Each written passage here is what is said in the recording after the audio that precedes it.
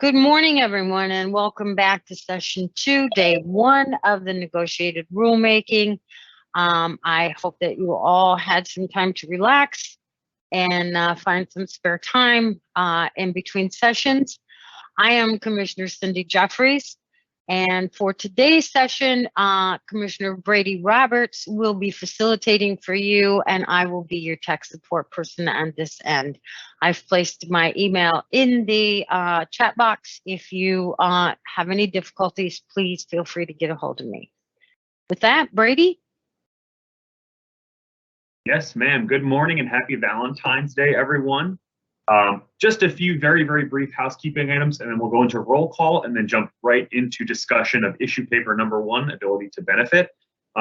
So first off, thank you everyone who took the time to suggest amended regulatory text for the department's consideration in between weeks 1 and 2. Just as a reminder, and moving forward into week 3, the department has a fairly lengthy process of review and editing for these proposals. And we do need to distribute and publish those revised issue papers a week ahead of time. So as much as possible, we do ask that folks try to submit those proposed regulatory text documents as early as possible to give time for the department to give them fair consideration for review. Greg, is there anything that the department wanted to add on that note, or anything else you wanted to speak on that item? No, not really. I would say though that if people have, had raised issues or submitted papers to us that we did not get to reference in these latest issue papers, you can feel free to bring those points up during our discussions. Great, thank you. And again, just moving forward into week 3, it becomes very important just because obviously that's the last week that we have, and we're going to move folks hopefully towards consensus in that 3rd week. So as much as humanly possible, we do ask folks be as proactive as they can with those papers. Just in terms of time, oh wait, Johnson, I see your hand. Please go ahead. I would like to ask a question to the committee and the Department of Education regarding transcript withholding. I don't know if now's the time to bring it up, but I had raised this issue in one of my issue paper submission, and I feel like it's worthy of discussion at the beginning of the week. Sure, Greg. Do you have a preference? Do you want to respond to that now, or do you want to get back to the committee on that issue? Do we want to do the introductions for? Do you want to do the roll call first? Yeah, I think that makes sense, Johnson. If it's okay, we'll just two other brief housekeeping. That makes sense. Yeah, totally. But I'll go back to you. So just the housekeeping, then we can start with. Right. 2 other brief reminders just on timing for this week. Again, each speaker will have 3 minutes to address the committee for each comment. We do ask that folks try to withhold their comments for new information. And just as a timing reminder, just because we do encourage and want to see the back and forth, but we don't want that to dominate the entire discussion. We do ask that these exchanges as a whole take about 3 minutes, and of course you're always welcome to re-queue if you have more to add. But just in terms of timely discussion and deliberation, we are going to be timing people to 3 minutes per remark and hand raise, if that makes sense. So that just want to make a brief note on that. And then number 3, just for a smooth flow in terms of the live stream and primaries and alternates, we do ask that the primaries remain on camera and at the table, so to speak, as much as possible. Alternates are, of course, welcome to come to the table, but just please try to let us know ahead of time if it's a planned absence, or in the chat just before you come on, just so we can see and announce that and make sure everyone's aware of who's speaking on behalf of what. So thank you very much. That is really all I have in terms of housekeeping. And let's move into a brief roll call. So if folks just want to come off of mute and say good morning and hello, starting with accrediting agencies, we have Jamie Studley, our primary. Good morning, everyone. Good morning. And she is joined by her alternate, Dr. Laura Racer King. Good morning, everybody. Good morning. For consumer advocacy organizations, we have Carolyn Fast. Good morning. Good morning. And her alternate, Mr. Jalen Herbin. Good morning. Good morning. Representing civil rights organizations, we are joined by Ms. Amanda Martinez. Good morning. Happy Valentine's Day, everyone. Morning. Happy Valentine's Day. Representing financial aid administrators at post-secondary institutions, we have Ms. Samantha Beater Good morning, everyone. and her alternate, Mr. David Peterson. Morning. Good morning. For four-year public institutions of higher education, we have our primary, Mr. Marvin Smith, Good morning. and his alternate, Dr. Deborah Stanley. Good morning, it's Deborah, not Dr. Oh, sorry, apologies. Thank you. For legal assistance organizations, we have Mr. Johnson Tyler Good morning. and his alternate, Ms. Jessica Renucci. Hi, everyone. Good morning. For minority serving institutions, we are joined by our primary, Dr. Beverly Hogan, Good morning. and her alternate, Ms. Ashley Schofield. Good morning, everyone. Morning. For private nonprofit institutions of higher education, we have our primary, Ms. Kelly Perry, Morning, everyone. and we are joined by her alternate, Mr. Emmanuel Guillory. Good morning. For proprietary institutions of higher education, we are joined by Mr. Bradley Adams Good morning. and his alternate, Mr. Michael Lanowet. Good morning. Good morning. And just as a note, Michael will be joining us as the negotiator for proprietary institutions this morning. For state attorneys general, we have Mr. Adam Well. Morning. Morning, Adam, and his alternate, Ms. Yael Shavit.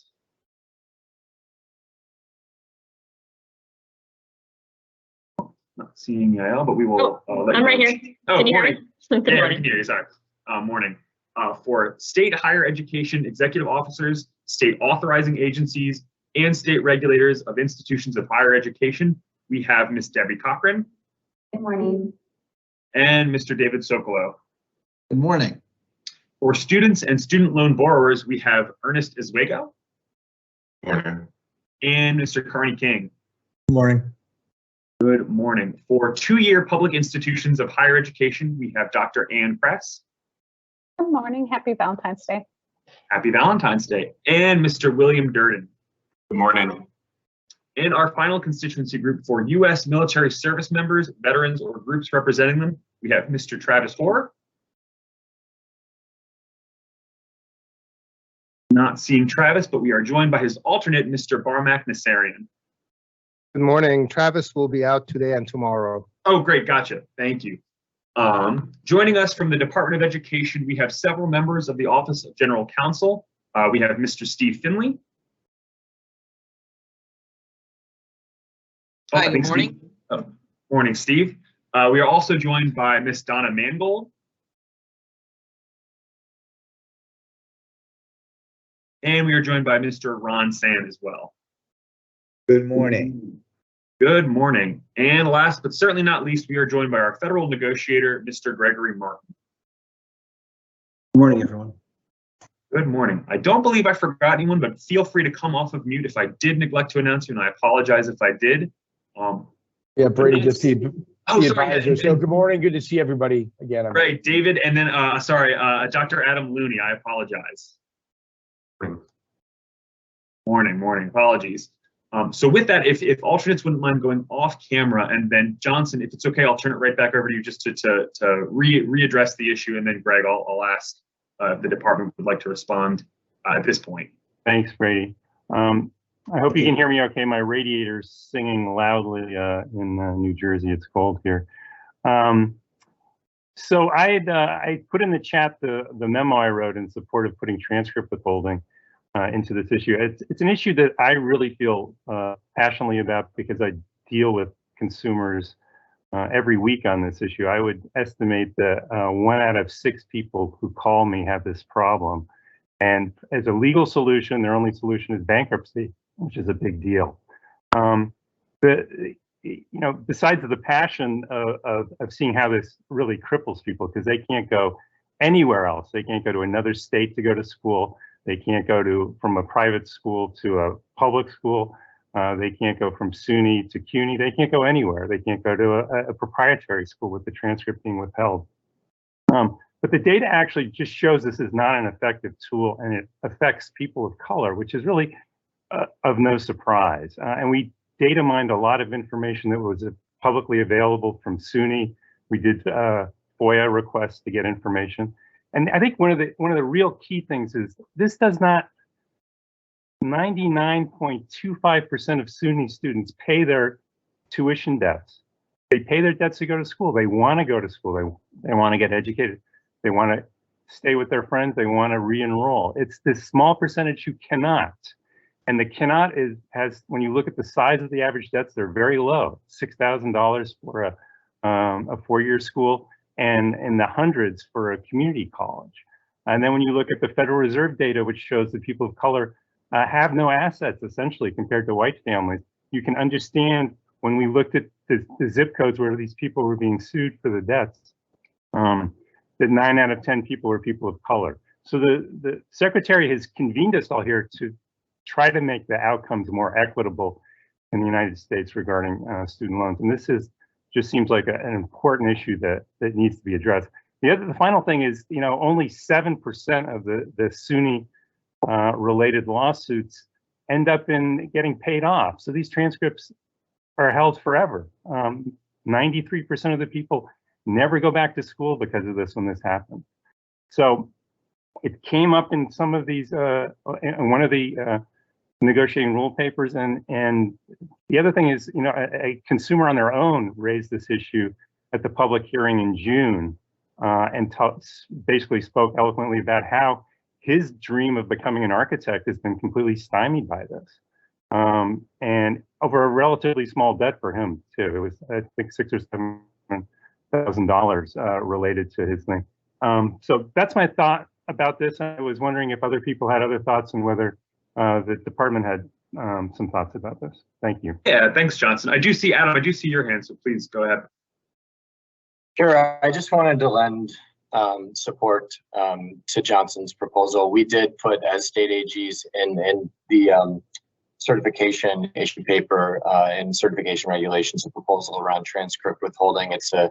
I lend my agreement to the comments that Johnson made based on the information we've gotten here at the Minnesota AG's offices. I know other AGs have faced this as well. This is a particularly harmful debt collection practice to take the leverage that a school has in that the student has made this educational investment, one of the biggest investments they'll make in their life, and to be able to kind of hold it hostage until they pay that institutional debt.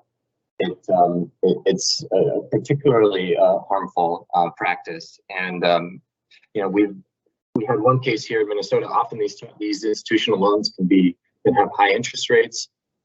We had a case here in Minnesota where it went to trial, and we had testimony from several students about the hardship and the difficulty and the kind of predatory nature of this debt collection practice for some of these high interest institutional loans.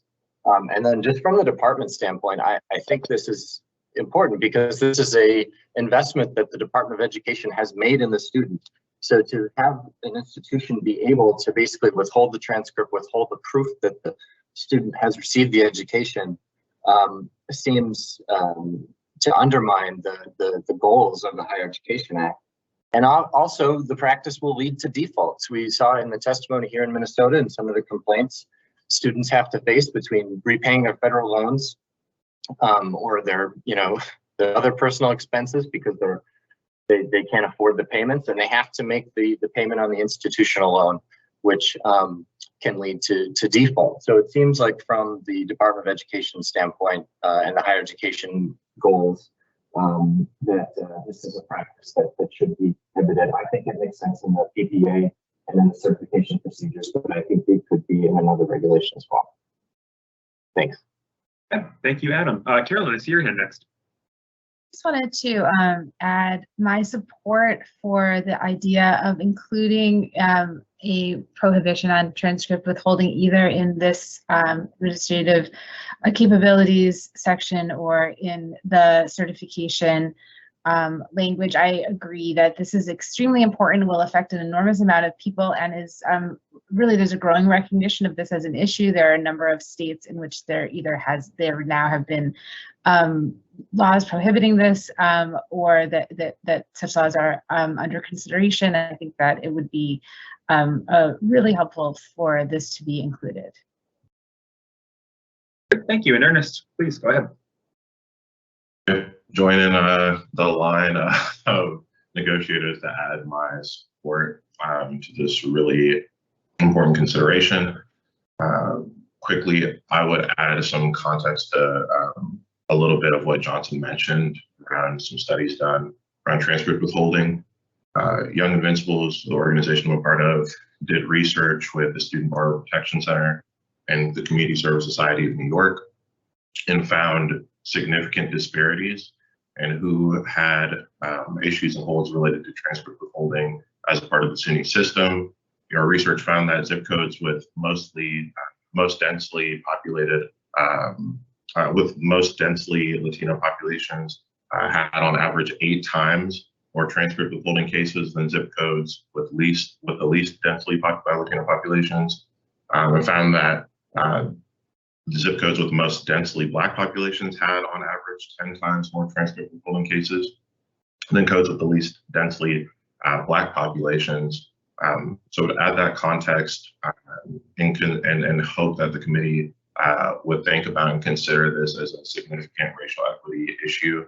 And then finally, I would add a little bit of an anecdote. I know that sometimes in these things, we don't necessarily like to talk about anecdotes and personal stories because they're not always representative. I would ask you to consider mine just really quickly. When I stopped out of school after my mom got sick, I had thousands of dollars in debt to the university that I attended. I honestly was one of, I think, the lucky ones. I got an internship at the Department of Education shortly after I stopped out. That turned into a job. That turned into another job in DC. Way off the course, positive direction of what I thought I'd be doing after stopping out, working and stringing together multiple part-time jobs to try to pay off, as Adam mentioned, both federal student debt and institutional student debt. It still took me years to pay off my debt in consideration of living costs, costs at home, and trying to support family. And again, I landed multiple full-time jobs after that, and quite frankly, kickstarted my career in higher education policy, which is to say, I can't even begin to imagine the impact that transcript withholding as a practice that we could address in this rulemaking has on people who don't get as lucky, on people with more significant hurdles and obstacles, right, pursuing their careers and finishing college. So I would offer that also as a consideration. Yeah, hope we can address it in this rulemaking. Great, thank you. Jessica, I see your hand. Thanks. Unless Johnson objects, I'm just going to sub in very quickly to make one comment. I just want to echo what everybody said, and I think my experience largely tracks Johnson's in terms of we see this at legal aid organizations all the time where people just want to go back to school and they aren't able to. And just to make a couple other points in my experience, one is that these are often extremely low dollar values. We're talking, $500, $1,000. And because of that, it disproportionately affects the people who don't have the cash. And then I think that relates to my second point, which is these often, in my experience, arise from a disconnect between the school's withdrawal policy and the R2T4 rules. So there are people who are never going to pay for the semester out of pocket. They don't have money in a bank account. They went to a school. Often in the schools, the people we see, either there were sort of life circumstances that happened, or the schools themselves were not what the student expected, so that they withdraw. They then end up with the difference between the R2T4 and the withdrawal rules means that they have a credit balance. They never had cash to pay that credit balance. There was never going to be money there, and that's what they're going after. And just as a quick anecdote, I represented a client who we were trying to help her with a $2,000 debt from 2004. This was 2 years ago. And it's someone who couldn't pay that. It couldn't pay it even when we negotiated to half. It was someone who was employed, who got money from their employer to be able to go back to school. And it just was not able to, it was just such a waste. It was a waste of the federal money. It was a waste of the city money that could be on the table. And it was just someone who was just completely stuck over this very small dollar amount from 15 years ago. So I just want to emphasize, I think it's really important. It's really important for the small dollar and for the people who just aren't able to access the cash to negotiate or pay these off. Thank you, Jessica. Gregory, does the department have a response it'd like to share now?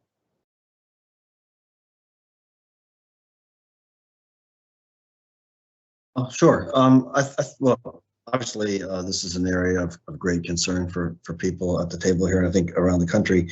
And it is definitely an issue that we are aware of. As obviously, we had no proposed rules relative to that in these papers, but we can certainly consider it. I think that it would be best considered. Of course, it was fine to hear these comments, and that's.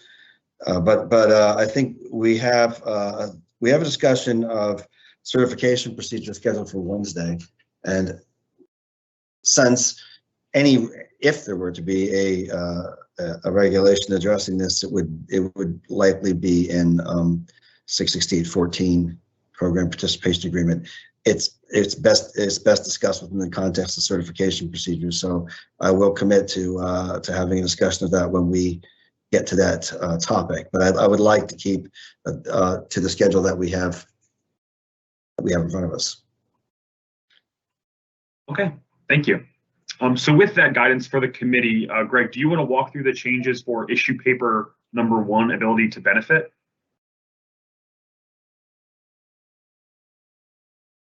Yeah, we can start with ability to benefit, and so we can bring up that paper. And we will we'll walk through the sections again. I think we'll do it by we can do it by paragraph. Generally, I'll try to do it by paragraph. If it's a whole section that's relatively small, we can do it that way too. So play that by ear, but we'll try to go through. We'll generally try to go through by paragraph as we look at ability to benefit. So we'll start with B. No real changes here.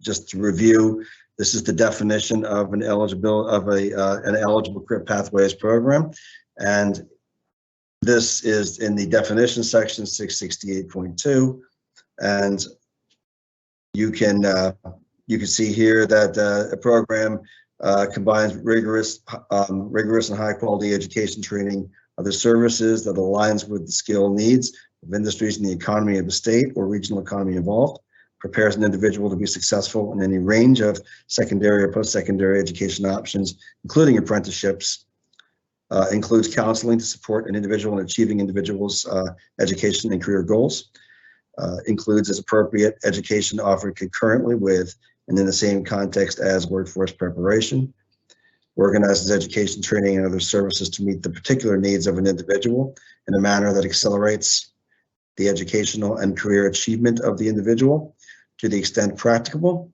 and engages an individual to attain a secondary school diploma or its recognized equivalent, and at least one recognized post-secondary credential, and helps an individual enter or advance within a specific occupation or occupational cluster. So that's our definition, and remember that I just want to reiterate that that is simply the definition part, and we will talk later in 157 about the ways in which the institution demonstrates to the secretary that it is meant that definition of an eligible career pathways program. So I'll open it up to any discussion people have about the definition they see there. All right, thank you. Just before we duck in, I just do want to make 2 brief notes. David is in on behalf of state agencies, and Will is in on behalf of 2-year institutions. And conveniently, David, I see your hand first, so please go ahead. Thank you very much. And recognizing that this is the statutory definition, and as you said, 157 has the standards that the department will be applying. And so when we get there, we can talk about it more. But I would want to kick this off by respectfully asking the department to respond to the suggestion I sent on February 1st that the new rules should reinforce the transformational policy in the 2014 revisions to ATB, which support the career and academic success of adults without a high school diploma by aligning with integrated education and training, IET, the best practices to help these adult students. The 2014 amendments to the Ability to Benefit provision of the Higher Education Act added a key requirement for students without a high school diploma to participate in a career pathway program as a condition of receiving Title IV financial aid through all 3 ATB eligibility methods. And now, 7 years plus after that law was enacted, commend the department for proposing not just to put this statutory definition in the regs, where it's pretty much identical to the law, but to actually verify the eligibility of career pathway programs that are going to offer Title IV aid to these students without high school diplomas. Why has the department not taken the opportunity to align its standards for evaluating these career pathways to reinforce the curricular model that works best for adults without high school diplomas? Now, career pathways can have all kinds of forms. This general definition here can apply to lots of different career pathways, mostly for adults and others with high school diplomas. But for those who don't have high school diplomas, the ATB population, IET is the evidence-based best practice that is noted in the Institute of Education Sciences What Works Clearinghouse and in the Department's Office of Career, Technical, and Adult Education Toolkits. And finally, again, can the department please clarify that it's going to apply the same standards in 157A, 668.157A, to all 3 methods for students to become eligible for ATB, whether it's passing a test, completing 6 credits of coursework or the equivalent through something paid for with other than Title IV, or through a state process. Thank you. Thank you, David. If the department might need some time, unless Greg, I'm happy to cede the floor to you, but if not, I can go to our next commenter. Yeah, I'll address the, we have considered the, the position that David just advanced regarding IET. And I want to just say we did consider that, and his response will say that we do not currently take the position that that IET is the only way adult education services can be part of a career pathway. It's certainly one way. The IET programs, for instance, like iBest, are important evidence-based models, but adult education can be part of a career pathway by offering other types of AE services as well. The recommendation here would be stricter, and we are concerned about participation in the overall participation in career pathways. So we're trying to, tread a line between integrity here and also access to the programs and having a critical mass of these programs in place to allow students to benefit from it. Career pathways are not required to use the IET as their sole implementation strategies for IET, so this would not be consistent with the WIOA definition. Other adult education strategies are often used to provide adult education services within a career pathways program. So we definitely share the desire to make this as useful for students as possible, but again, we're trying to balance that off with being overly restrictive. So we'll take back the comment, but that would be, and that's our response to that assertion. But I will open it up for. Great, Will, please. Thanks. Also, when we get into this definition a little bit more and how it gets applied, I'll have a comment on that. Just something general as well to open the session. I believe last month it was actually also David who made a data request to the Department of Ed so we could get more of a handle on just how much ability to benefit is being used nationwide, where and how, and I was curious about the status of that request.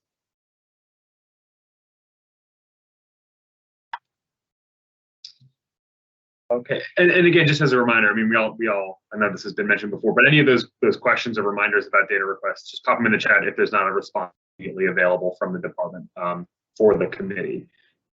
Jessica is at the table on behalf of legal aid organizations, and Jessica, your hand is next. Thank you.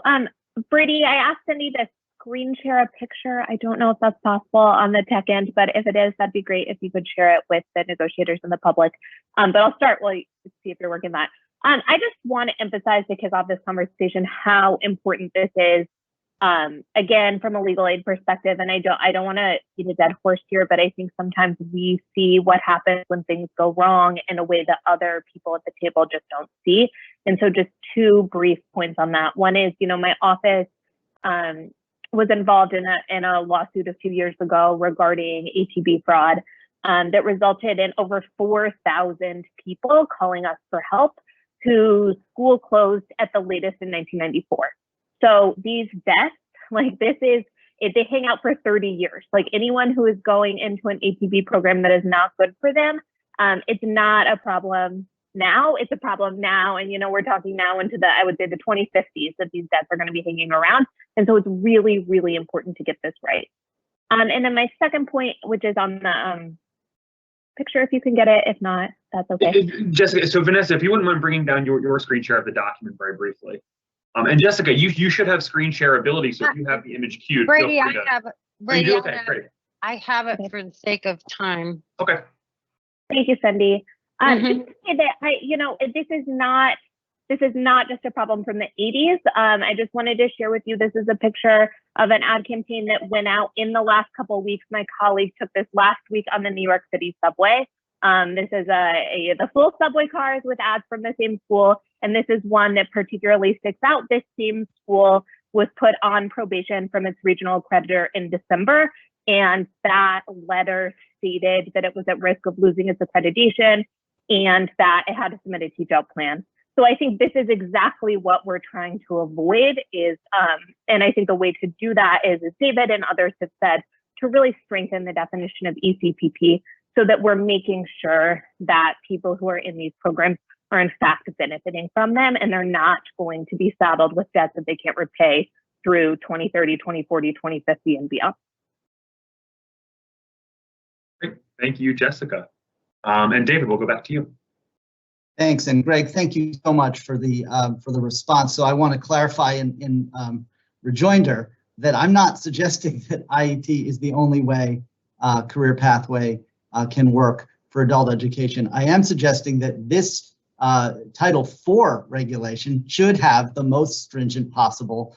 You said specifically you're trying to balance integrity. Well, in light of what Jessica's just shown, in light of the original rescinding of ATB, in 2011 because of abuses, and then the partial restoration of it for Title IV aid access, we have to err on the side of being very clear about what works and what makes sense. This is an exception to the general rule. Adults without high school diplomas, probably aren't going to be able to succeed in college, but they can, and they can if we do it right. And we know what doing it right looks like.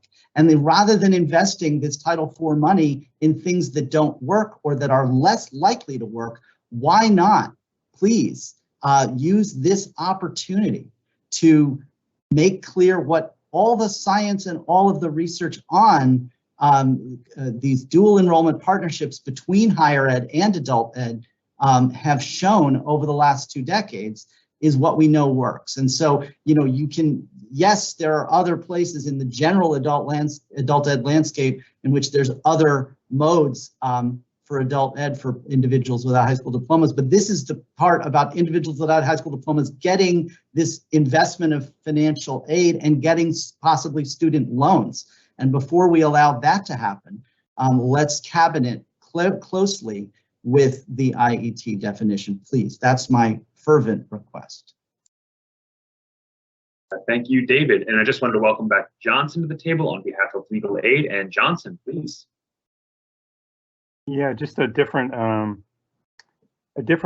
issue related to this. Related to it is just paragraph subsection 6 about the secondary, enabling the person to attain a secondary school diploma. So in this memo that I've thrown in here, there's a person in California, Mr. Alvarez, who went to a for-profit school, and basically their idea of getting your high school diploma was signing up to an online course where there's no assistance in helping Mr. Alvarez try to understand the classes he's taking. And the entity that they sign up with is a for-profit. Well, he got passing grades from them, but he couldn't pass, he didn't learn anything. And so there's sort of there's a whole industry that's potentially out there to be abused to take advantage of this Title IV money by purporting to say that people are going to get a high school diploma. And, you know, we saw this a lot prior to the amendments of ATB, when it was banned in 2012. We would see these things all the time, but these mills are cropping up again. One beauty school created their own high school diploma mill. That was in 2015. There was a lot of litigation about that. The Department of Education is familiar with that. And just as recently as 2021, Florida closed down a high school diploma mill. So I think we've proposed language here in paragraph, or the section 6 here about how to define what a useful education is, or a useful way of trying to pursue your high school education should be. And I think it's way too vague here. It's going to lead to a lot more of these subway ads in New York City and other states. Okay, thank you. Greg, I'm not seeing any new hands on this first section. Do you want to go through the next section? Yes, we'll move on to student eligibility.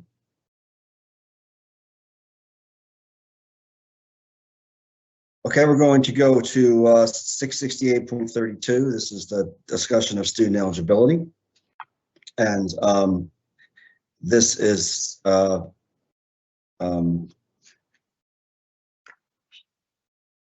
has talking about the ways to establish eligibility here. Under E1, has a high school diploma, has obtained a passing score specified by the secretary on an independently administered test in accordance with subpart J, and either was enrolled in an eligible program before July 1, 2012, or is enrolled in an eligible career pathways program as defined in 668.2, which we just went over. And the before July 1, 2012 just references the grandfathering that was present in the statute when ATB was taken away. Is enrolled in an eligible institution that participates in a state process approved by the Secretary under subpart J. And again, we reference either being enrolled before July 1, 2012 or enrolled in a career pathways program. The other ways in which the student can establish eligibility was homeschooled. We're not discussing that today. Has been determined by the institution to have the ability to benefit from the education or training offered by the institution based on the satisfactory completion of 6 semester hours, 6 trimester hours, 6 quarter hours, or 225 clock hours that are applicable toward a degree or certificate offered by the institution, and again was enrolled before July 1, 2012, or is in an eligible career pathways program. So I don't think there's much there that we haven't seen before. So but I do want to give the opportunity to anybody who would like to comment on that particular source. So but I do want to give the opportunity. Yeah, thank you. Vanessa, if you wouldn't mind bringing down the document just so we can see everyone's bright smiling faces. Any comments or new material for the department to consider on what was just presented?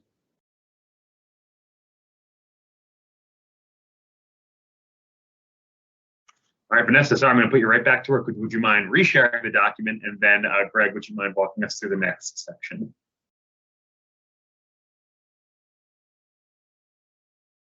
Sure. Let's move on to 668.156, and we're looking at the approved state process. So, and some changes here. And we'll start with A, under approved state process. Wait for the document to come. Okay, there we go. So the state that wishes the secretary to consider its state process as an alternative to achieving a passing score on an approved independently administered test or satisfactory completion of at least 6 credit hours or its recognized equivalent coursework for the purpose of determining a student's eligibility for Title IV HEA funds must apply to the secretary for approval of that process. And here we've stricken some language there, deleted this text, and instead it's been incorporated into paragraph A2, Romanet 1. So the state's application, here we've updated, I also want to say we've updated paragraphs 2, Romanet 3 and 3 to include a cross-reference to the documentation requirements in the Eligible Career Pathways program as suggested by the negotiators. So we have made some changes here. A state's application for approval of its state process must include the institutions located in the state included in the proposed process, which need not be all of the institutions located in the state. The requirements that participating institutions must meet in order to offer eligible career pathways programs through the state process. A certification that as of the date of the application, each proposed career pathways program intended for use through the state process constitutes an eligible career pathways program as defined in 668.2 and as documented throughout through the standards outlined in 34 CFR 668-157 of this part. And this was at David's suggestion. We added a reference to the documentation requirements in 668-157. And for clarity's sake, we've also maintained the reference to the actual definition in 668.2 there. So trying to pull the two of those together. The criteria used to determine student eligibility for participation in the state process. And before approving the state process, the secretary will verify that a sample of the proposed eligible career pathways programs comply with the definition of an eligible career pathways program as defined in 668.2 and documented through the standards in 668.157. Again, we see the reference to 157 there. Participating in this, I'm going to move on to B1, where we have added an accountability metric. And again, just to put this into perspective, we're talking about career pathways programs coming in for which there is no, we don't have any data, any track record on which to evaluate the outcomes of that program. So this is to, during that initial period, impose some sort of an accountability standard here. So we do seek feedback as to whether this should be at the institutional level as is proposed here, or only for fields of study that will be an eligible career pathways program. And we seek feedback on whether all new participating institutions should be required to meet the standard. So let's take a look at this standard, and then we'll pause to discuss it since this is new. So a participating institution does not have more than 33% of its undergraduate regular students withdraw from the institution during the institution's latest completed award year. The institution must count all regular students who are enrolled during the latest completed award year, except those students who during that period withdrew from, dropped out, or were expelled from the institution and were entitled to and actually received in a timely manner a 100% refund of their tuition and fees. So I want to stop there and open the floor for discussion on this. And just to say that this incorporates the withdrawal standard that is present in 668.16. That's administrative capability, and that is currently applied to new institutions. So with that, I'll open the floor. Great. David, I see your hand first. And Vanessa, if you wouldn't mind bringing down the document, just very briefly. Super, thanks. First, I want to thank the department. I think it's great to the way you've delineated this, that 668.2 is the definition, ties back to the statute, and then 157 is where the standards are for evaluating a career pathway. I think that was well done, and I appreciate that incorporation in both 2 and 3 here. As far as B1 that you suggested, I think you're right, and I agree with this language, that it has to be at the institutional level, because again, we're talking about the 2-year initial renewal, the 2-year initial approval of a state process for which the career pathways may be new and innovative ideas that the state is including. That career pathway may not have a 33% withdrawal standard or any withdrawal standard. It may not yet exist. And so making it at the institution level and making sure that a quality institution is the only one that's allowed to be doing those career pathways strikes me as the right choice. So I applaud this language. Great, thank you. And I just want to make a note that Emmanuel is coming to the table on behalf of private nonprofits. But first, Will, I see your hand. Thank you. I have questions about this standard and where it came from and what it's trying to accomplish. A state public education workforce development system is invested in getting its residents into good career pathway programs that are Title IV eligible, that lead to high demand living wage work in the region. It brings racial and economic justice to our residents, and it helps us meet workforce needs. This is about the state process and the state plan. So to my knowledge, I don't believe for-profit institutions are part of that. So this is something that gets coordinated by a state agency in concert with the colleges, working out how to make sure that we have high quality programs using all of our state's checks and balances that we do to accomplish that. When I look back at that advertisement, I think it's a great advertisement. I think we should be encouraging students who don't have a high school credential to save time and money by enrolling in a career pathway program that allows them to do both at the same time. I think the problem with that advertisement for some folks was the institution behind it, not necessarily the message. And I think this is something that we're trying desperately to get more of our residents to do, and for our colleges to feel comfortable doing. So implementation is key there. So from where I sit, seeing this new standard about this 33%, that metric wasn't familiar to me. I'm not sure. I feel like that's one more thing that's going to make institutions say, maybe we don't want to offer this. There's too many requirements that are going to make us nervous about doing it. So I'm not in favor of what I'm seeing there. Thank you, Will. Thank you. Emmanuel, please. So I had just 2 quick questions. The first one was actually on page 2. It was in subparagraph E and paragraph 5.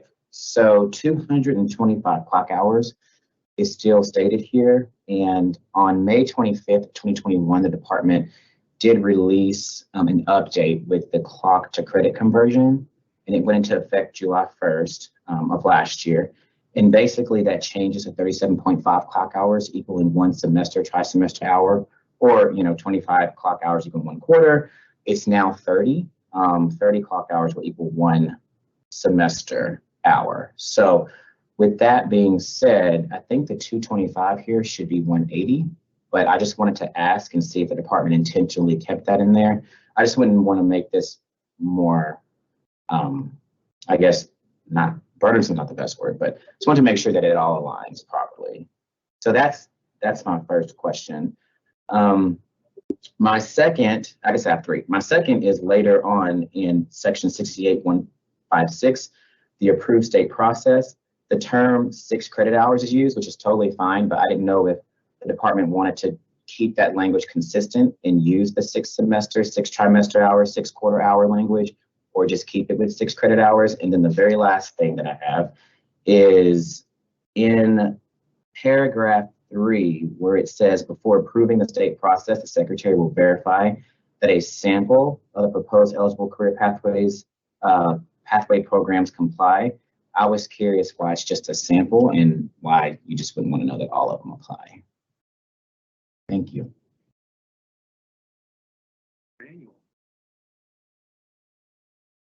I can address a couple of the. I don't. Let me have. I'll have our people check the math on the two 25 clock hours. I believe that was done as a percentage of the academic year, but let me just check on that. I don't want to make a commitment to that till I have someone check that for me. I don't want to do any math on the fly. Not a smart thing to do. But I believe it is but I believe 225 is correct because there's a percentage of the way the academic year is defined, the way the six is taking that. The statute only mentions 6 credits, and it just was confirmed to me that is correct. So the 6 credits is as a percentage of the academic year as defined in statute, and since statute didn't address clock hours, we just did the similar percentage for clock hours as a percentage of the academic year for clock hour programs. As far as the so no, we don't have any plans to change that from what it is. It's currently stated here. With respect to sometimes saying semester, trimester, or quarter hours, or just credit hours, we'll make sure that we're consistent with that. I'm not sure which one we should use, but I think well, credit hours are either, it can only be quarter, semester, or trimester. So we'll take a look at that. As far as the sample goes, I think there is a a workload issue that we're looking at a sample of those as opposed to every single one of them. Just to align our capacity with wanting to take a look at what these programs are, we decided to go with a sample as opposed to looking at every one. Okay. Thank you, Greg. And Emmanuel, anything that the department knows, just feel free to pop in the chat so we don't lose track of it. And Greg, I'm not seeing any new hands or any additional feedback for the department. So do you want to? Oh, Amanda, sorry, spoke too soon. Greg, can you repeat for me why why there's no explanation or a kind of a bubble for the section B paragraph 1 or B paragraph 1, the withdrawal rate? Can you repeat for me the policy goal here? You said it was for accountability.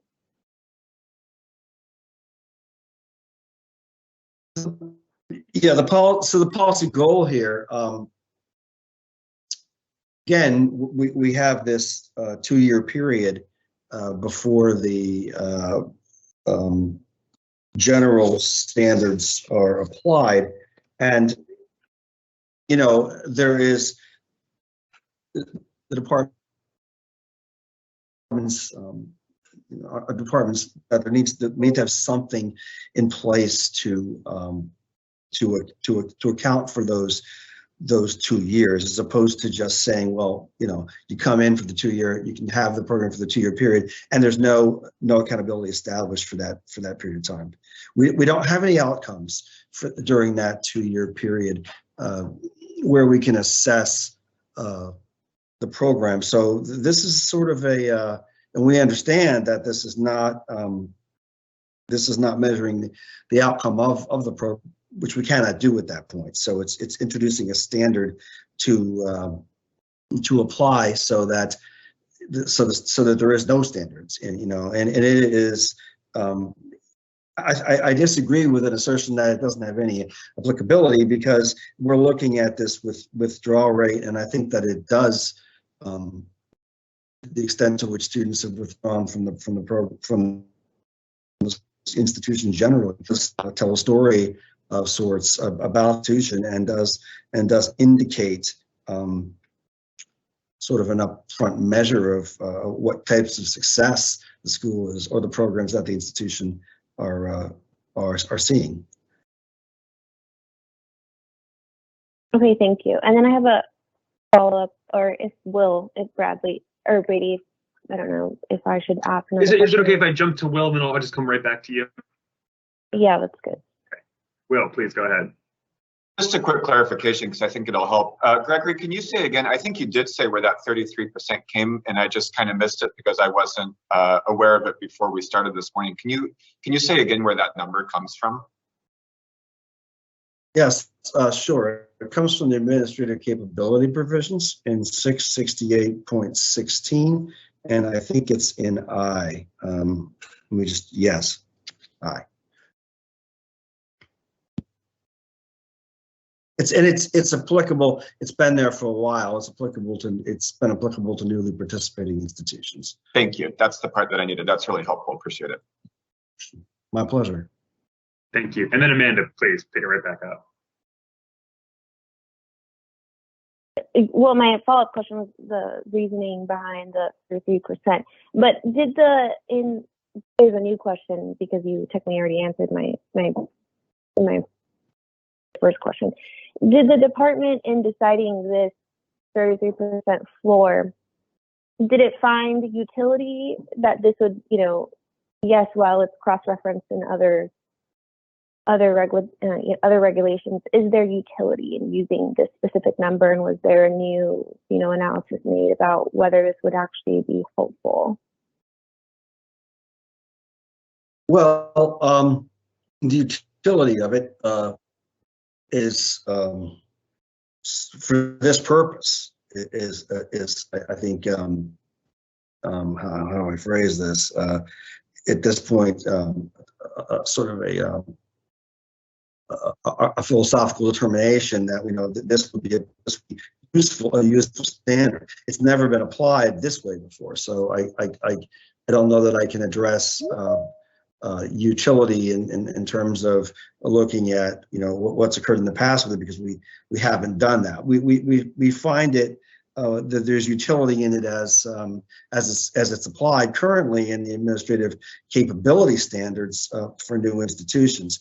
It is a regulatory standard that we have in place, which means it's not arbitrary. We haven't just which of course we're not allowed to do without some sort of backup for why we're using it. Either research as to why we're doing something, or looking at another regulation that we have used. And the standard is one that we think will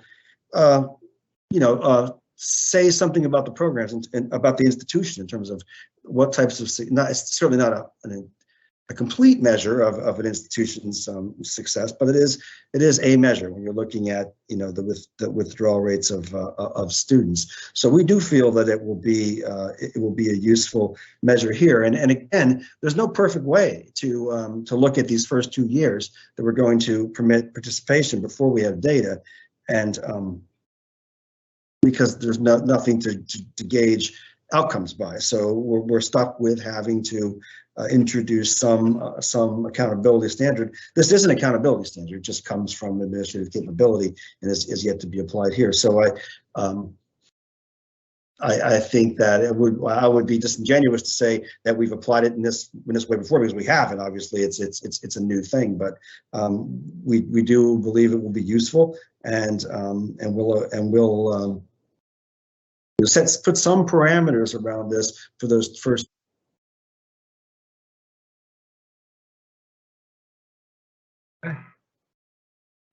David. Yeah, so not to belabor this, but I do appreciate the idea of the 2-year initial thing, because it's been very hard for states to try innovative career pathway initiatives to foster this particular population of adults without a high school diploma to get something that really will help them with their career and academic success. And so this 2-year initial thing followed by a 5-year renewal, the initial approval is a terrific change that the department is proposing to make here. And what the law says is you've got to take into account, the secretary shall take into account the effectiveness of this state process in enabling students without a high school diploma or equivalent to benefit from the instructions offered by the institutions that participate in the state process. So, that's, effectiveness is not, it's the outcomes data, which was the prior rule, was impossible. It's a new program. How can there be outcomes data? So effectiveness, I think this is a good proxy for effectiveness. Great. Greg, I'm not seeing any new hands. If you want to pick us back up with walking through modifications on issue paper number 1. Sure. And I just want to say before we move on, that I think that it's important to point out here that were it not, we've put in this protocol for the first 2 years. Absent that, we would have to hold every institution to the 95% success rate, which would be impossible for anybody to demonstrate. So I think we need to view this in that context.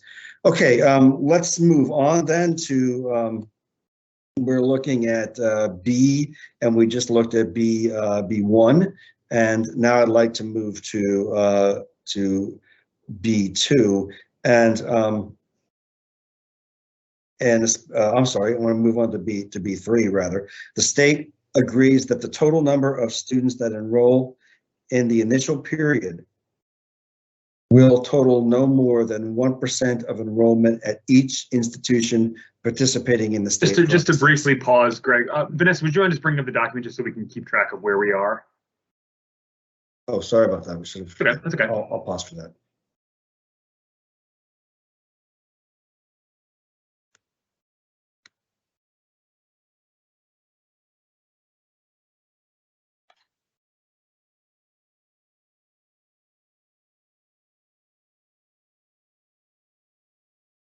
She might be having technical difficulties.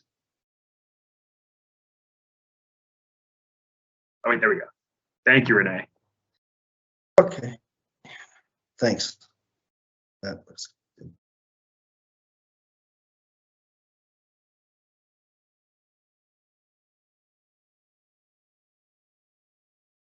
Okay, there we are. Right. Excellent. So here you see it on the screen. Again, that the state agrees the total number of students that enroll in the initial period will total no more than 1% of the enrollment at each institution participating in the state process. You can see here it's key to each institution. The department proposes the number of students that can enroll in the state process at each participating institution during the initial period be capped. The cap is not after the initial period, so I want to make that clear. The cap is only intended to apply to the number of students that enroll under the state process and has no impact on total enrollment at the institution. Do point out again that as written, this cap is only applying to institutions who participate in the 2-year trial period. And we do entertain any comments where we would like to solicit any comments regarding whether or not this should only apply during the 2-year period or whether it should extend beyond that indefinitely. So you see it as written, but we will take suggestions or comments on that or other ways people might see it. All right, thank you. Renee, if you wouldn't mind bringing down the document, and then we'll turn it over to you. Thanks. I approve of the 1% cap, but I think that it should apply at the state level and not at the institutional level. I can imagine a small technical college with a really strong adult education program. They've got a lot of students enrolled. They hit 1.1%, 1.2%. I would hate to say stop serving students in this effective process, whereas you might have a large transfer-oriented community college down the road that serves almost nobody in this process and gets nowhere near 1%. So I would rather see the 1% applied at the state level for the state process as opposed to the institutional. Thank you. Thank you. Anyone else on this section? Otherwise, I'll ask that we continue walking through the document. Okay. Greg and Renee, if you wouldn't mind picking us back up.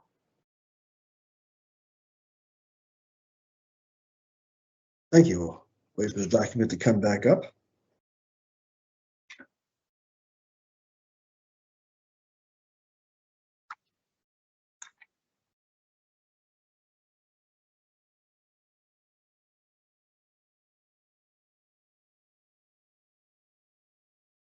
Okay. Here we have just the addition of allowing only the participation of those students eligible under 668.32E3. That's the student eligibility and does reference the state process. We mistakenly showed this text as current during the session 1, but we've corrected to show it's red line text here.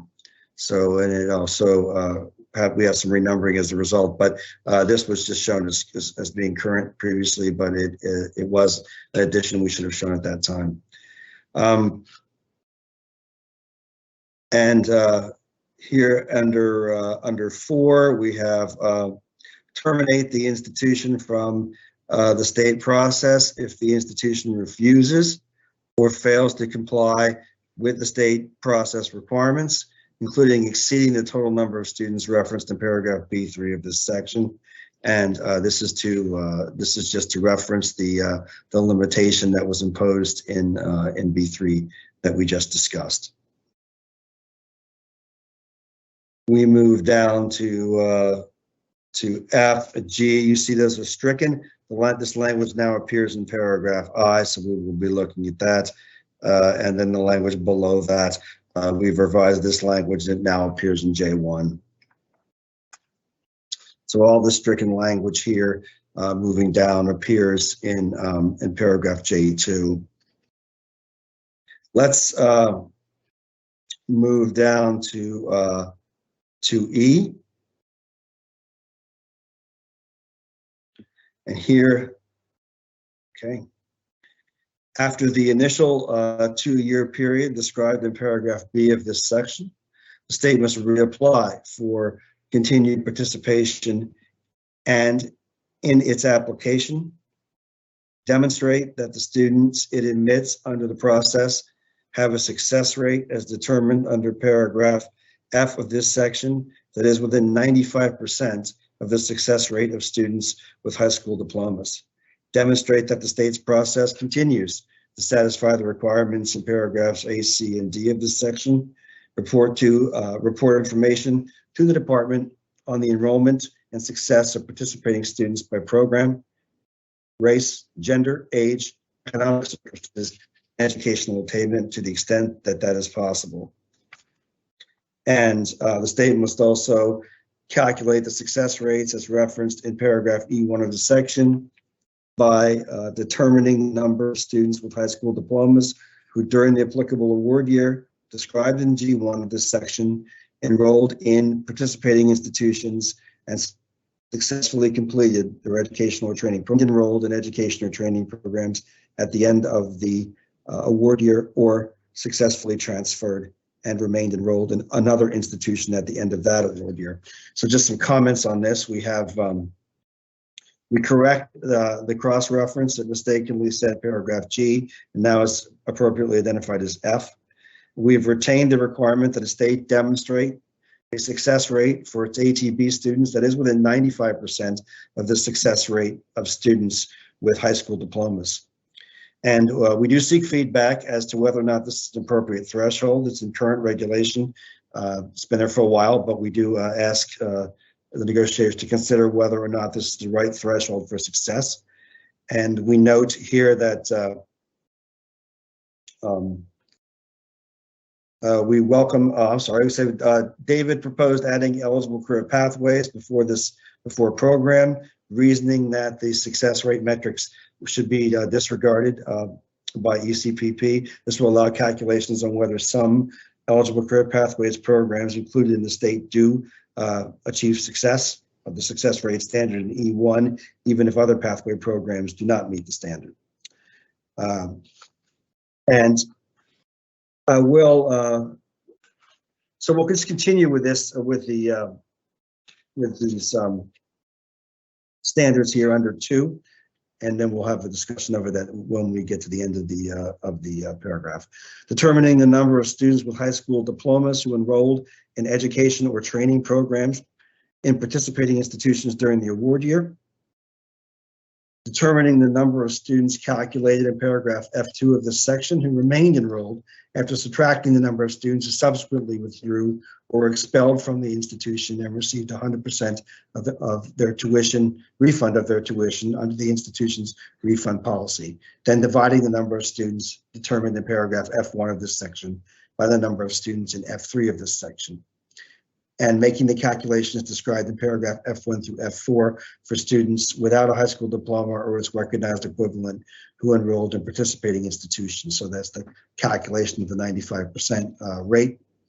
And we also seek feedback on whether the comparison population should include all other students enrolled at participating institutions. So with that, I'll open it up for discussion before we move on to paragraph G. Thank you. If we could bring down the document, any questions, comments, or feedback for the department, David? Okay, thanks. You mentioned the idea of just clarifying on the success rate that we're talking about, disaggregating it by program, because now we're doing the 5-year renewal approval after the 2-year initial trial period. And it's very possible that some of the experiments that the state proposed worked and some didn't. And it would seem like an ability for the secretary to say, you can have a 5-year renewal, but only with respect to those that worked, would be an appropriate use of the secretary's authority. The other point here is that the sample that was discussed back in A3 with regard to the initial trial period is essentially seemingly just repeated here, right? Because they've just got to continue to satisfy the requirements in paragraph A, which includes the sample. And so I guess the question for the department is, why not at this point for the more long-term approval require the state to document that it has eligible career pathways for all of the programs in its state process going forward now that the 2-year trial is over. So those are just my first 2 comments. Thank you. Thank you, David. Will. Thanks. I'm still a little unclear on where, I think the standard's been around for a while, but it's not clear to me where it came from and why that 95% metric was settled on is meaningful. And as we're sitting here looking at this and thinking about this 1% statewide cap, remembering that this is a state plan, this is something that's put together through a lot of collaboration between a coordinating entity and the colleges that would participate in it. It goes through an approval process. I think there's a lot of checks and balances, and I wonder if that 1% cap actually isn't a better way to have some controls over it while we implement it, research it, see how well it works. And I'm curious about actually just removing the success rate entirely and falling back on that 1% cap as a way to keep this in check as we implement it and study it. So I'm not sure I support the success rate at all.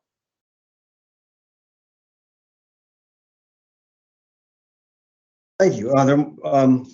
We'll take that back. There are some statutory considerations with the success rate, so with measuring success. So, so you would be suggesting you're suggesting applying the 1% cap even after the 2-year period, like indefinitely.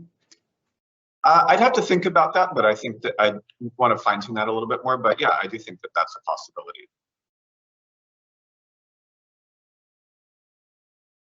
Okay. Greg, anything else to ask, or otherwise I'll turn to Johnson. Okay, Johnson, go ahead.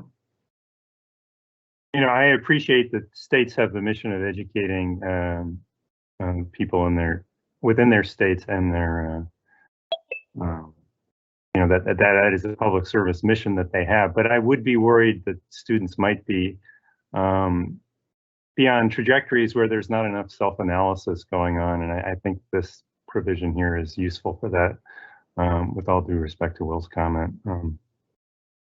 Thanks.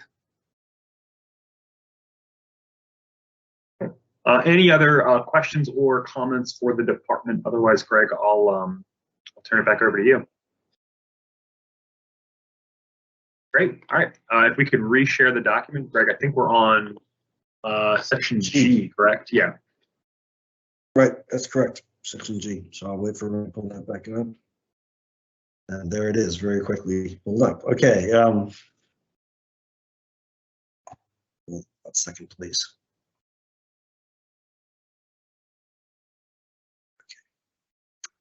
Okay. There we go. Okay. So G, let's take a look at that.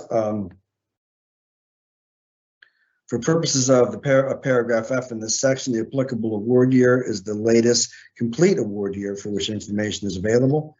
That immediately precedes the date on which the state requests the secretary approve its state process, except that the award year selected must be one of the latest 2 completed award years preceding the application date. If no students are enrolled in an eligible career pathway program through a state process, then the success rate reporting will not be required in the subsequent application as described in paragraph F of this section.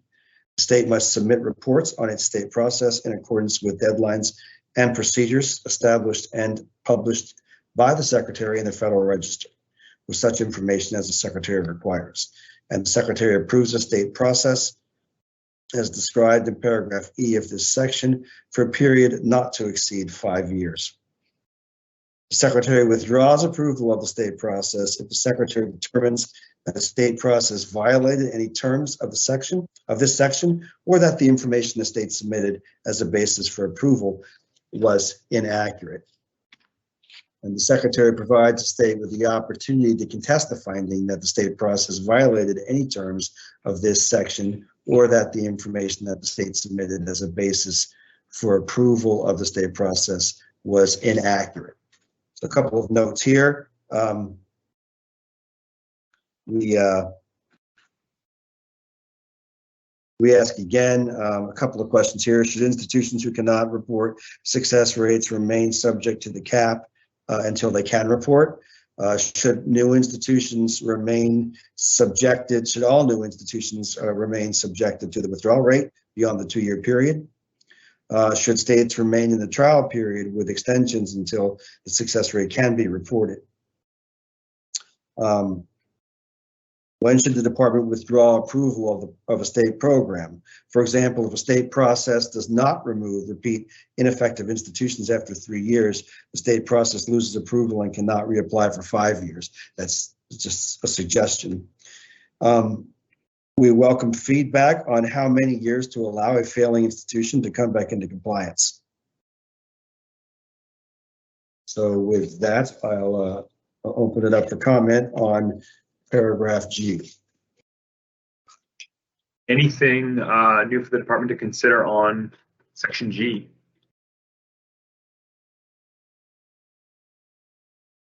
David, please. Well, just that list of things that you suggested we consider, is that something the department could provide in writing? Because that was a whole lot of things and I didn't take notes quickly enough. Those were not included in issue paper 1 revision. No, these are just questions that we asked, just directed questions. So I'll go over those again. Should all new institutions remain subject to the withdrawal rate? Should states remain in the trial period with extensions until the success rate can be reported? And when should the department withdraw approval of a state process? And that was just an example. It was not anything we were proposing. It was just, for example, if a state process did not remove repeat ineffective institutions after 3 years, the state would lose approval and cannot reapply. We currently don't have that stipulation here. We just throw that out and ask if there should be more of a definition of that process. And we are, welcoming feedback as to how a failing institution could come back into compliance. So there's nothing in here that we've proposed that you don't see. These are just directed questions.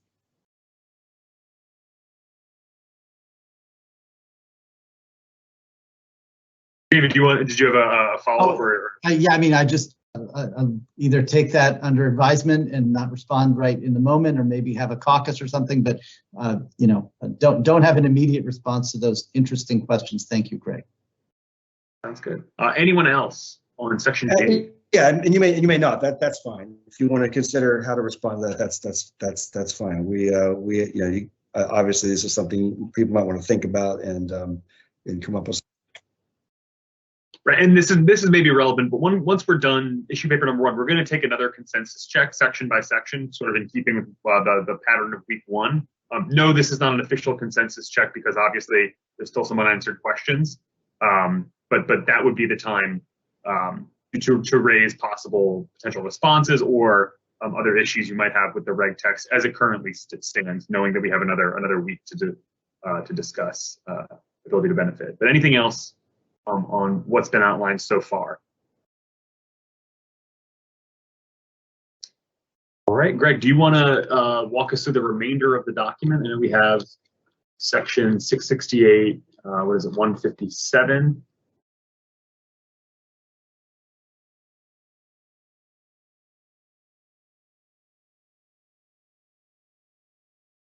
I'm sorry, I was on mute.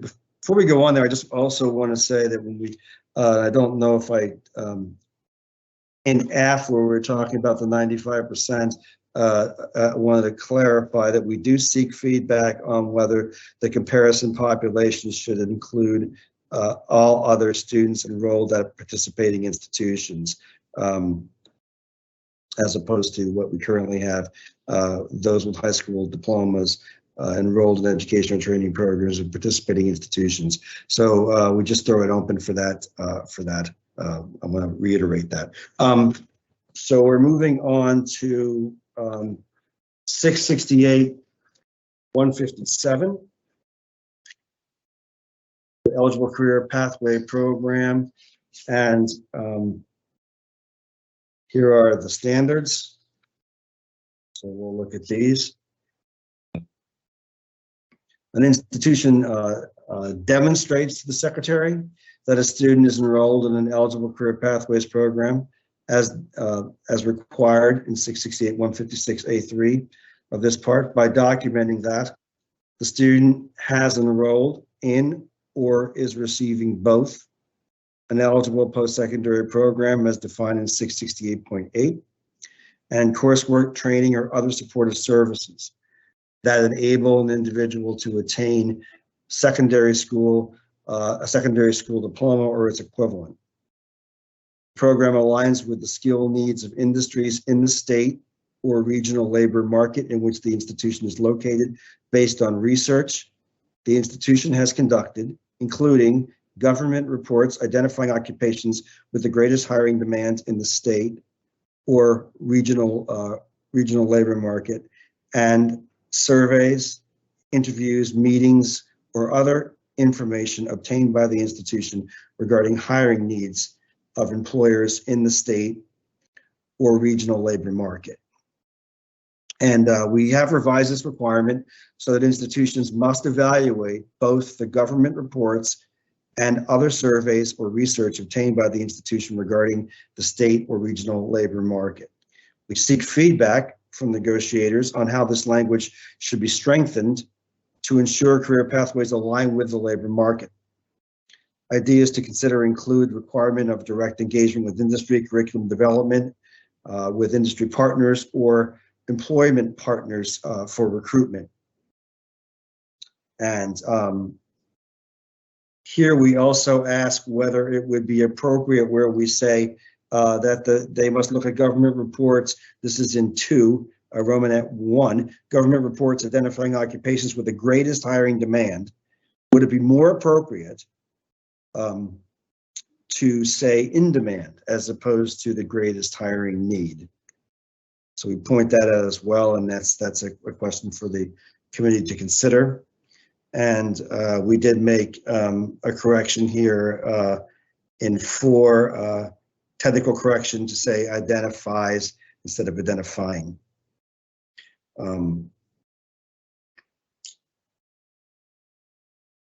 Okay, and so we'll move on here to 3.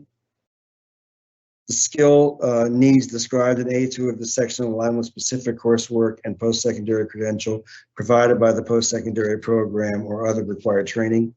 The program provides career counseling services that assist students in obtaining jobs aligned with skill needs described in paragraph A2 of this section.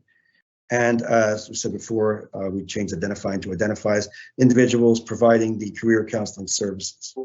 The education is offered concurrently with and in the same context as workforce preparation activities and training for a specific occupational cluster And the program is designed to lead to a valid high school diploma as defined in 668.16 V of this part, or its recognized equivalent.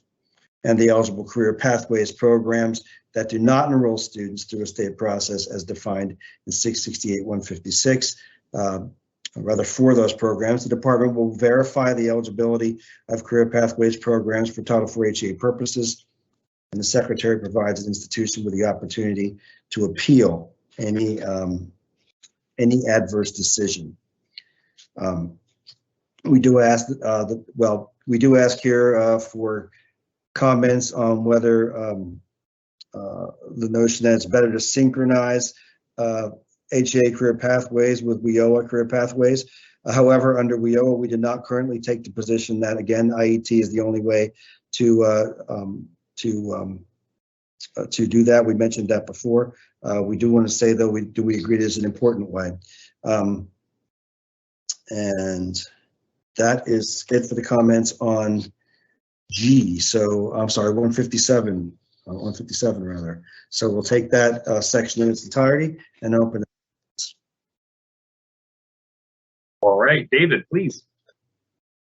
Yeah, so not to beat the dead horse, I appreciate your response that it is an important way, and I guess I would just suggest that you know, the language of A1 in general seems to sort of miss the particular idea of a career pathway not being something the post-secondary institution does on its own. Career pathways are, by definition, partnerships among multiple institutions, and the sort of the idea that the higher ed institution is on its own running the career pathway, that the student can just also be enrolled in something else isn't coordinated.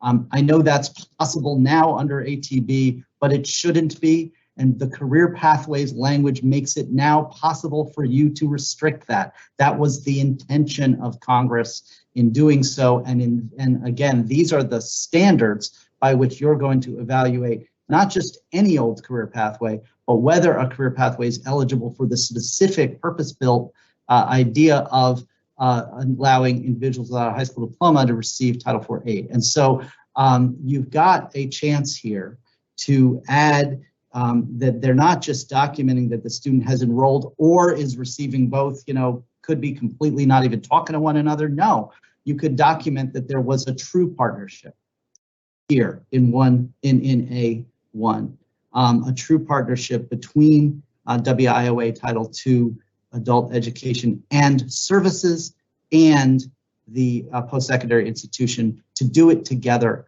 And so that's, again, what I would urge that you do. As it relates to the in-demand occupations, one of the reasons for, I mean, you mentioned government reports identifying occupations within demand. I think that's right. And I think that even better would be to specifically say, go talk to your partners, make a partnership real. This could be a way to have that partnership reified through the higher ed institution having to prove it's an eligible career pathway, again, for Title IV financial aid purposes, that it's done that in partnership with those government reports that were done as part of a WIOA state plan or Perkins state plan showing what industry is demanding in terms of skills and occupations.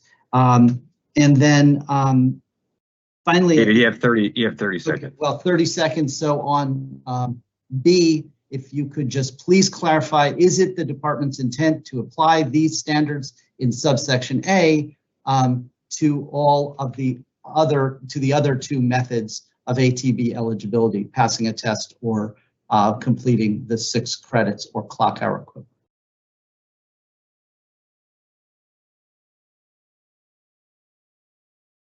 Oh, okay, I apologize. My connection, I think, is not as good as it might be. So some of that broke up.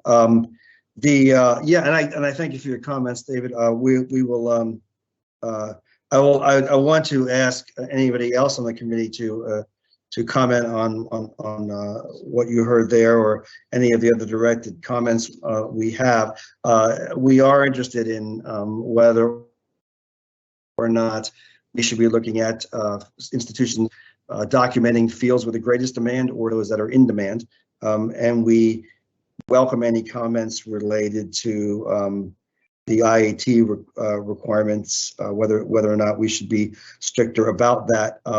The eligible career pathways program requirements here do apply to any way in which a student has demonstrated the ability to benefit, because currently under current statute, an eligible career pathways program is the only for aid via ability to benefit. So it's applicable whether that is demonstrated via a test, the credits, or the state process. Right. So I'd open it up for other comments. So just to follow up though, and that's response to my immediate just question, in B, where it says that for things that are not a state process, the department will verify the eligibility of career pathways. Can't you just say pursuant to the standards in A, 157A, so that that's crystal clear? Because without that, there are no standards for that department verification. So in B, okay, so what we're saying for eligible career pathways programs that do not enroll students through a state process defined in 156, the department will verify the eligibility of eligible career pathways programs for Title IV purposes. The secretary provides an institution with the ability to appeal. I mean, so are you saying you want it noted, specifically noted what the other means of? No, I want you to say establishing ability to benefit are? Though, no, that those others, they are said others, so we know what they are. They're the other two. If you could just say there to make it 100% clear what I think you just said is the department's intent, is that you will use the standards immediately above in 157A to make those evaluations. Okay, we'll take that back. Thank you. Great, thank you. Will. Thanks. We do think that this eligible career pathway program section is a great place to really fine tune what it means to do ability to benefit well, and to give institutions the guidance and the structure that they need to feel confident that they're meeting those requirements, and to help states monitor this appropriately. So zeroing in on that counseling requirement, which I believe is mostly, I think going back up to the definition, is career and education counseling. We are interested in a proposal, this is language we could send in later, interested in a proposal to really expand that to include information on financial assistance, specifically other public benefit programs that can help meet any component of the student's cost of attendance. So I think that as colleges have looked at implementing, they don't think of themselves as offering eligible career pathway programs because that's a unique term. So when we work on ability to benefit, we're thinking about, okay, what do you already have and how do those components come together to create an eligible career pathway program? And the counseling requirement can feel ambiguous to some. How do we know that we're offering appropriate counseling? How do we know that that meets definition? And at the state level, to make sure that we're counseling students, not just on the federal assistance that's available to them, but the whole range of public benefit programs that the student could draw from to support themselves, staying enrolled and completing the program would be really beneficial. So we'd be interested in opening this up and clarifying it a little bit more to include that piece.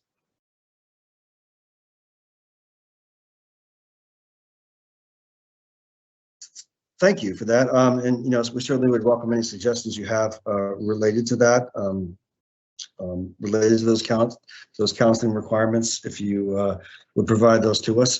Going back before, I just wanted to clarify again, for purposes of the previous discussion we had about B, that and just to reiterate that we absolutely will apply all standards of A to where we say where career pathway program is not participating through a state process, we will verify the eligibility of that for Title IV HEA program purposes by applying A. So we can take that back and see if maybe we can word that in a little to make that more clear. But I just want to clarify that for our purposes here. Brady, do we have any other comments? You do. Amanda, I see your hand next. I just have a clarifying question. For programs that are approved through this process, as outlined here in this paper, going to the question of, financial aid counseling, wouldn't the next issue paper, which deals with administrative capability, where it outlines financial aid counseling, do those regulations not apply to those who go through the ability to benefit process? No, those regulations would absolutely apply to any institution that participates, because admin capability requirements are ubiquitous unless it's specifically clarified that it's a certain group. Like there are some things that apply to gainful employment programs. But the answer to your question is yes, across the board. And I think what was being discussed here is what requirements might be made in context with career pathways programs in particular. So I think I don't want to speak for that individual, but I think that's what we're talking about here. So, but yes, to clarify, what is an admin capability is broadly applicable. Okay, just clarifying. I do think it brings into question, right? I think Will's bringing up a problem is that clearly our current status quo of just financial aid counseling and what is required of the department or what the department often tries to give guidelines for when it comes to financial aid, or understanding clear and adequate information of the difference between different aids and how it's applicable to different programs or what students are eligible for, is clearly the status quo is not really working. And I think Will's bringing up a problem even in this specific instance when students are deciding on this specific pathway for additional education is still not really clear. So I think there are different ways to improve what the clear and guidance provided to institutions. I think if there's a way to improve that in ability to benefit, great. But I think there's also clearly still a gap that is needed and a problem that's still needed, in the next issue paper. But I just wanted to bring that attention up to the education department that clearly there's a problem in multiple areas when it comes related to financial aid counseling. That's all. We appreciate that. I think you're right. Certainly that. Oh, I'm sorry. We do recognize the need for for robust financial aid counseling, and I don't want to downplay that at all. I do want to point out in the context of what is here that we're talking about. So if we go back to 4, the program provides career counseling service that assists students in obtaining jobs aligned with the skills described in paragraph 2 of this section, and identifies individuals providing the counseling. So what we have here, which is not to say that there couldn't be other requirements, but this is specific to career counseling. So we're very concerned about students in these programs. These are what's the very definition of these programs? A career pathway program. So this is specific. This is a pathway to a specific career, which is not to say that employment counseling isn't a very necessary part of any college, university, or post-secondary education, but especially here where it's a career pathway. So we want to make certain that their students are really being assisted to obtain jobs that these institutions have basically attested that their educations provide. So I think that's a very direct tie in here, which is not in any way to downplay the need for other types of financial or specifically financial aid counseling. But I want to be clear that was our intention here, is to specifically focus on the career aspect of this. And when this program is complete, which is what we want students to successfully complete, that they go out and obtain a job, and that the institution assists with that in more than just a cursory way of saying, well, we provide counseling. And at least here, we are requiring that they identify the individual's who actually are providing that counseling, so that we can hold an institution to it being a tangible thing.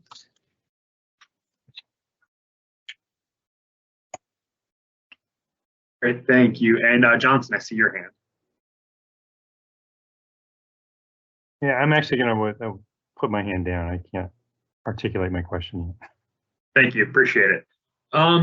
Greg, let me ask you this before I turn it back over to you to walk us through a sort of section by section temperature check to see where their committee is on issue paper 1. Is there anything else the department needs or would like more feedback on in the ability to benefit issue paper? Well, we had those directed questions. I mean, I think that if people have other opinions about, you know, I'm trying to, I don't want to go back and reiterate all of them. Certainly the cap, do we want to apply that, you know, for institutions other than those or in that first 2 years of participation? We also asked about the success rate calculation, the 95% success rate calculation. Is that something that is, I mean, somebody, we did have one individual ask, but one negotiator asked about that rate. So I opened it up to people and say, is there another rate that might be applicable that we can tie to or find support for? So those are two areas that that we certainly seek feedback in, and obviously any other area of this that negotiators want to address before we take the pulse of the committee. That's good, Johnson. Your hand's back up. Go for it. Thanks. Now I can try to articulate this question. So looking at it.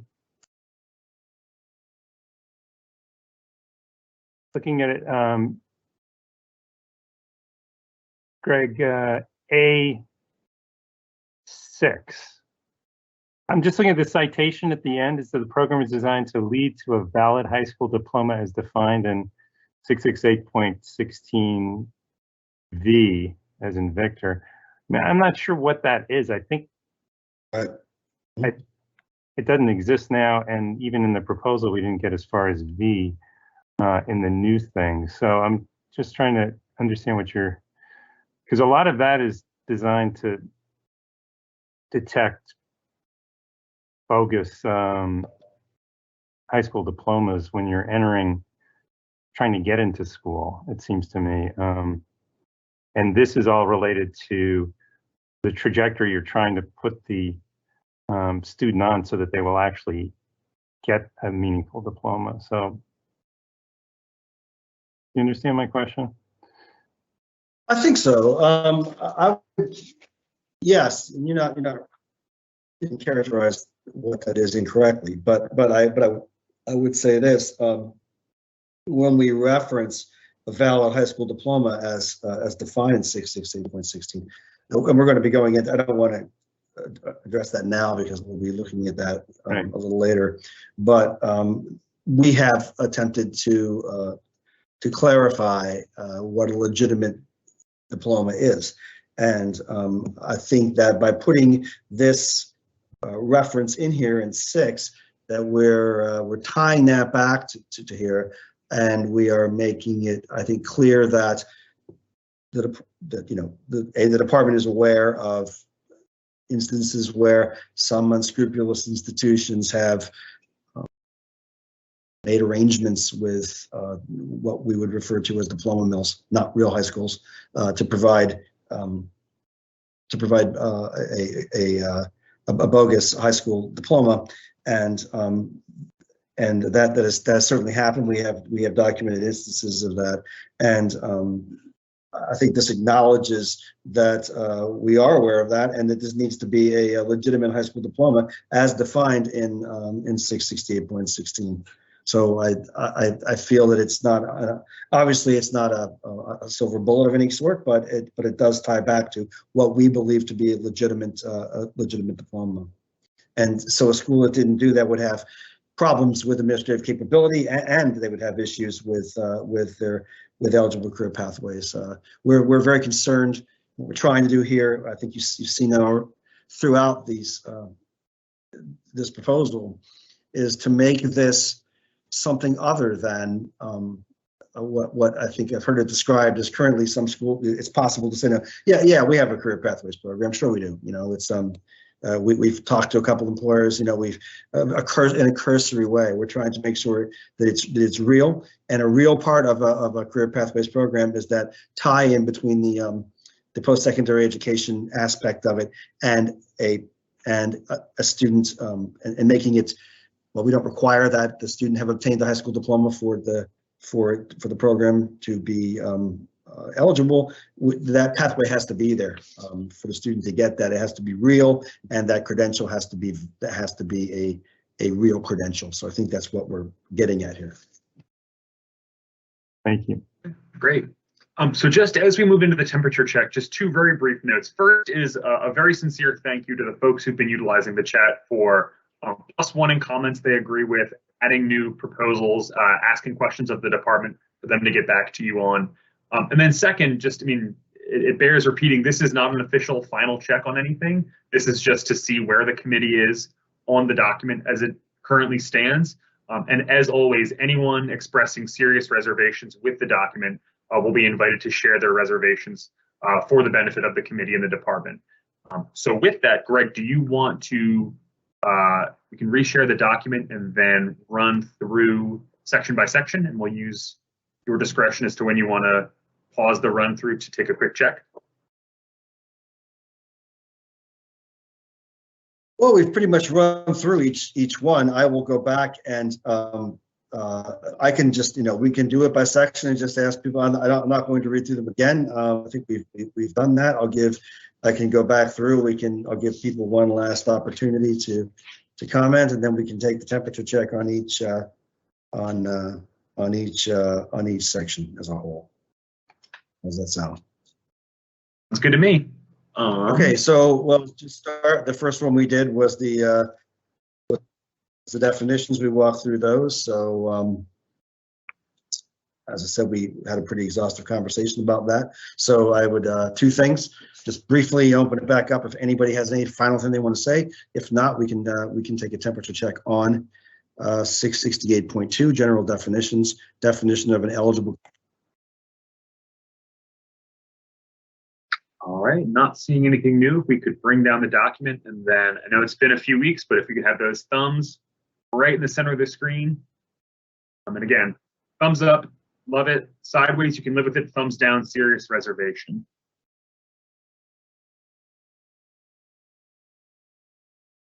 We could get all constituency groups voting.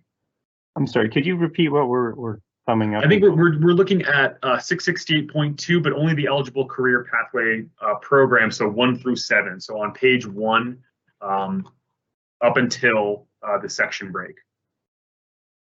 Okay. Thank you. I do see a thumb down. Johnson, anything new you'd like to add for the committee's consideration in terms of your severe reservation?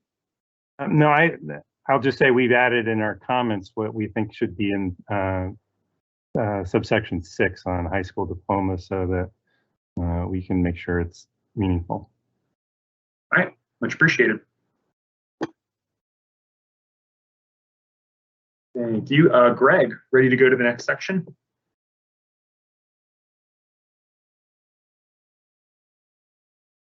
Yes. So we will move on to the next section would be 668.32. That's student eligibility general. And if nobody has any final comments on that, we can one more time.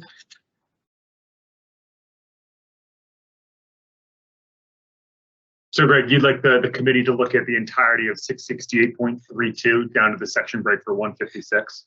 Correct, right, as we discussed under student eligibility. All right, thank you. Ray, if you could just bring down the document briefly. Committee's temperature on section 668.32 student eligibility general.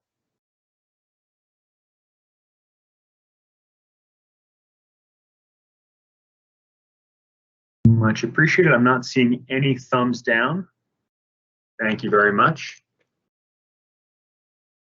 And Greg and Renee, if you could reshare the document for the approved state process.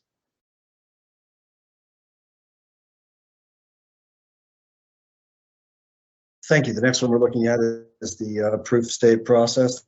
That's 668.156. And I'll open it up for anybody who has any final comments on 156.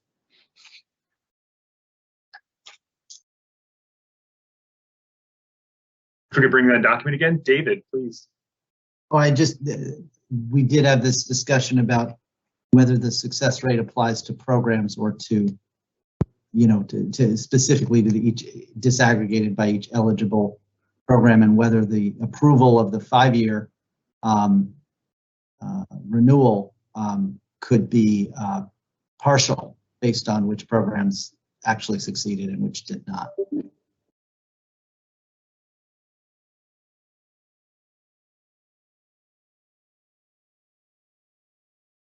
Could you phrase that a little bit more?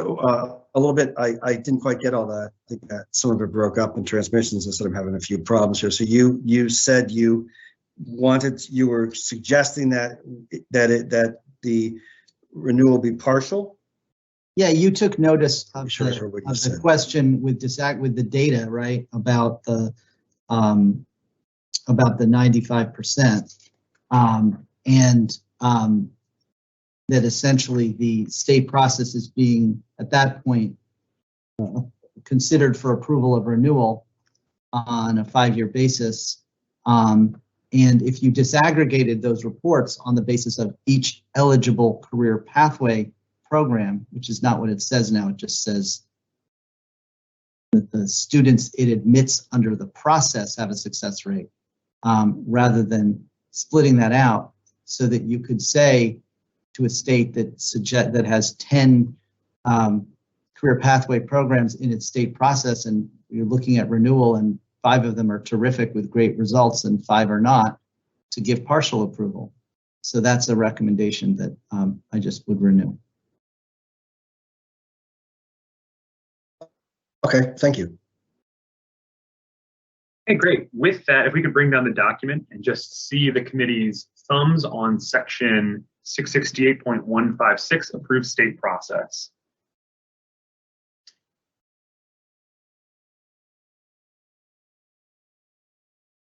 Correct me if I'm wrong, but I'm not seeing any thumbs down. Much appreciated. And then moving right along, if you would like to briefly tee up the next section that we will be taking a temperature check on. So the next and final section for this issue paper would be 668.157, the Eligible Career Pathways Program. And this is demonstrating to the Secretary that a student is enrolled in the Career Pathways Program as required in 156. So this is the standard. So we'll take a check on 668. Great. Once we're done scrolling through that. Oh, I'm sorry. Before we do that, I should have asked if anybody had any final comments. I wanted to do that before we move. Right. Sure. If we could bring down the document, any final feedback or comments for the department. Not seeing anything, Greg. If I could, for the last time on issue paper 1 this week, see everyone's thumbs front and center.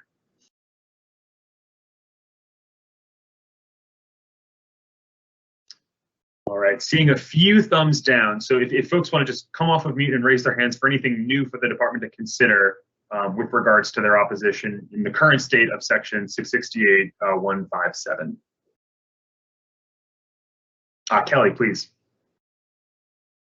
And I put this in the chat, so I'm just kind of reiterating it. But my understanding of this section is that it applies to all eligible career pathway programs, not just state approved process. So the reference to 668.156A3 is specifically in that state approved process. So I think that needs to come out of that that that section, because this, in my mind, should be more generic to all of the requirements, not just specifically to the states specifically.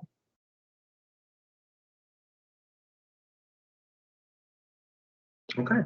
Anyone else? I know there were several thumbs down, but I know we did have a robust discussion on this earlier. So anyone else have anything new for the department to consider? Okay, great. Thank you so much for a productive early morning session. I didn't get anyone conversation hearts for the holiday, but I did get you something better, which is about 3 minutes extra of lunch. Is there anything else the department or my team would like to share before we transition into a lunch period? We'll pick right back up at 1 with issue paper number 2, admin pass or capability, excuse me. But Cindy, Greg, anything that you wanted to add before we head to lunch? No, but I want to thank Greg for and the department for the hours worth of lunch this week. I'm sure the negotiators appreciate it and can use it. Excellent. Well, we will see everyone at 1. And again, thank you very much for the morning discussion. Thank you.